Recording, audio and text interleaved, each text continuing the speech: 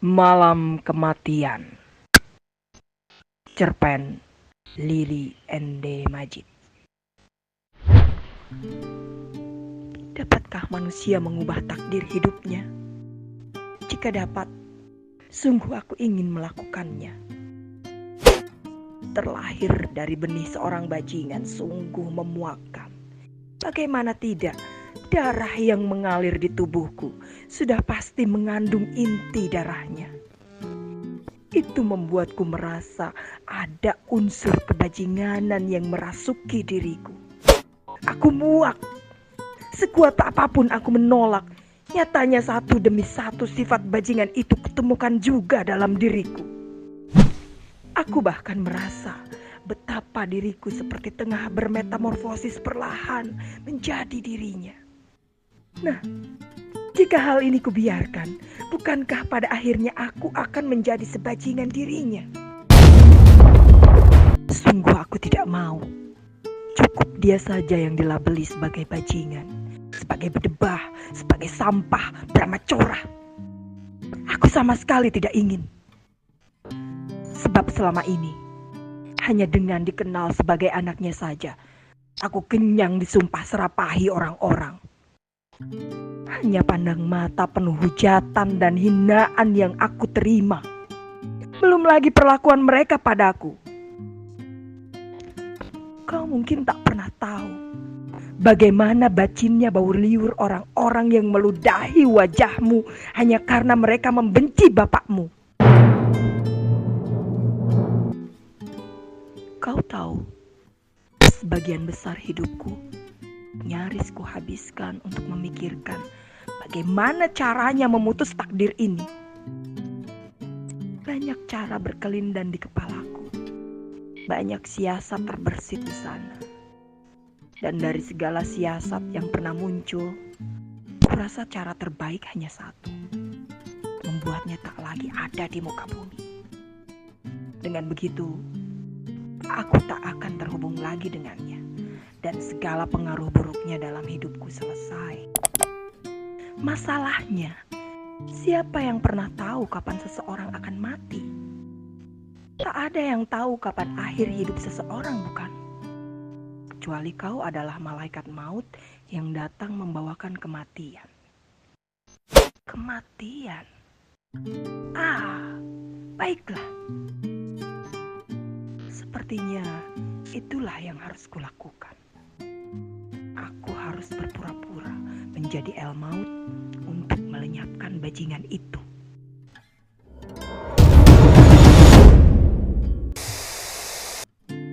Menurut cerita orang-orang kampungku, aku lahir saat purnama pucat bertengger tepat di pucuk langit. Katanya saat itu merupakan saat terkelam yang pernah ada. Meskipun malam bermandikan cahaya bulan, tapi malam itu penuh gelimang darah. Malam kematian, begitu mereka menyebutnya. Malam itu, si bajingan menerjang masuk ke gubuk kecil tempat keluarganya tinggal. Napas dan tubuhnya mengeluarkan aroma kuat minuman keras. Konon, meski berbotol-botol alkohol telah habis dia tenggak, dia tak pernah menjadi terlalu mabuk seperti bajingan-bajingan lain yang biasanya berakhir dengan terkapar di lantai lepau.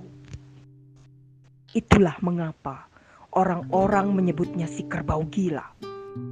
Sebab dia masih mampu untuk mengacau, bahkan mengamuk jika suasana hatinya buruk. Begitu juga malam itu. Hanya akal sehat dan kewarasannya saja yang hilang. Sementara tenaga dan kebajinganannya tetap kuat melekat pada dirinya. "Sarmi! Sarmi!" teriakan parau terdengar dari mulutnya. Perempuan berparas layu gemetar di tikar lusuh dalam gubuk itu. Ia mendongak. Keringat meluruh di wajahnya yang pucat. Tangannya gemetar mengusap perut yang membusung. Raut wajahnya jelas menggambarkan bahwa ia tengah sekuat tenaga menahan gelombang rasa nyeri yang merayap di sana. Di sudut lain, masih di ruang yang sama, 3 bocah perempuan seringkih dahan kayu kering meringkuk ketakutan. Bocah termuda menangis dengan mata setengah terbuka. Bocah tertua mencoba menenangkan, sementara pandang matanya terus menghindari tatap ganas si bajingan. "Kenapa monyet itu?" Gelegar suara si lelaki mabuk menciutkan nyali para bocah, kecuali yang termuda. Anak kecil itu terus saja menangis. Sepertinya perih yang terasa hingga ke hulu hatinya sejak siang tadi sudah tak tertahankan. "Mau makan, mau makan." "Diam kau bocah! Hei, Sarmi, kenapa tidak kau bungkam mulut monyet itu?" "Dengan apa?" Sarmi gemetar. Mungkin dia tengah menahan amarah, juga nyeri yang menjadi-jadi di perutnya. "Tidak ada apa-apa lagi di rumah ini. Kau merampas semua upah yang kudapat siang ini, hingga kami tak punya apa-apa lagi untuk dimakan." "Hei Jalang, kusuruh kau membungkam monyet kecil itu, bukan malah mengoceh menyalahkanku perempuan." Lelaki itu menghambur ke arah Sarmi. Wajah perempuan itu kembali mengkerut saat tangan kasar si bajingan mencengkram bagian leher dasternya yang usang, lalu menariknya kuat. Pekikan Sarmi mengalahkan teriakan marah si lelaki saat tubuhnya kembali dihempaskan ke lantai. Nyeri yang lebih dalam menyergapnya. Ia melolong sambil menghamburkan caci maki kepada si bajingan. Ketiga bocah perempuan menangis ketakutan, apalagi saat melihat darah mulai menggenang dari balik selangkangan ibu mereka, kemudian membanjiri lantai. Si bajingan semakin liar. Kebisingan itu memacu amarahnya hingga memuncak, membuat akal sehatnya semakin terkapar. Membabi buta dihajarnya bocah-bocah yang menangis keras tanpa ampun. Tak dipedulikan Pekik dan lolongan Sarmi yang mencoba menyelamatkan anak-anaknya, sekaligus menahan tikaman rasa sakit yang terus-menerus menyerang perutnya.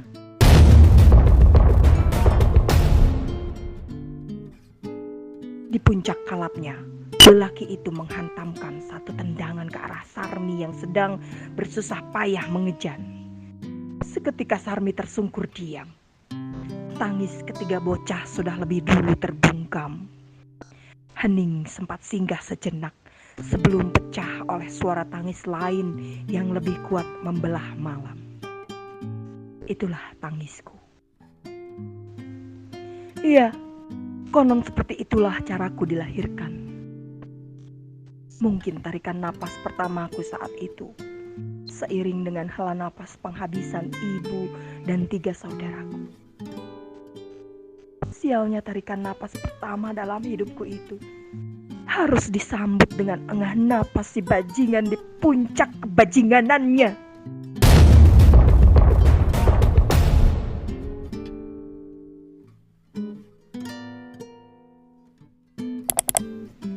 Mataku perih ketika bertahan membalas tatap matanya. Mata dengan bingkai keriput di sudut-sudutnya itu masih tetap berkeming, tetap tajam menusuk tepat ke mataku. Tikaman pandang mata itu tak berubah, meski senyum miring terbentuk di sudut bibirnya. Lalu bibir menghitam itu membuka perlahan, menyemburkan asap yang sebelumnya ia sesap dalam-dalam.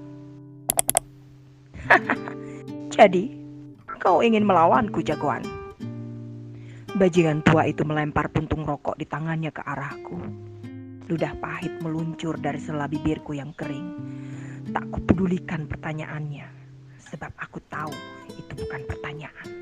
Itu hinaan lain seperti hinaan-hinaan yang terdahulu padaku. Bajingan kecil tak tahu diri.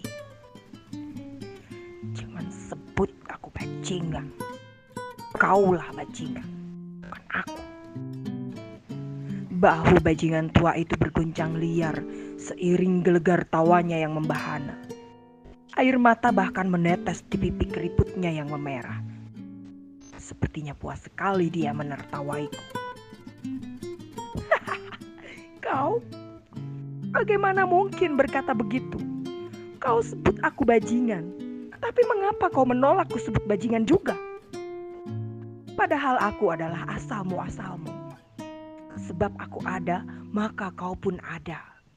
Kau berhutang kehidupan padaku sejak tarikan napas pertamamu malam itu. Cih, kau bukan Tuhan. Aku tak pernah berhutang apapun padamu. Kehidupan. Memangnya kehidupan macam apa yang kau berikan?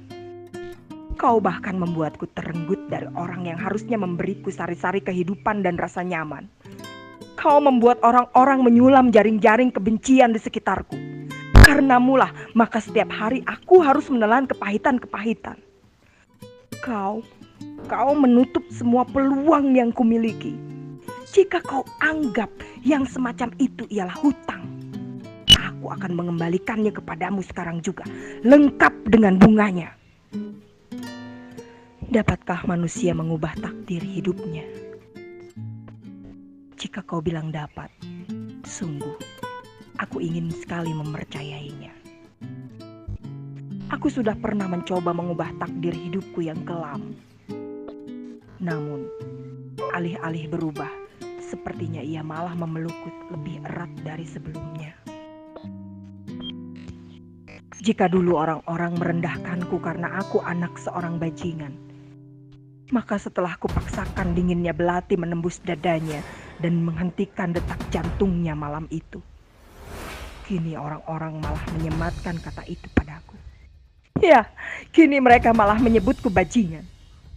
Bahkan para bajingan di balik jeruji-jeruji itu juga menyebutku demikian.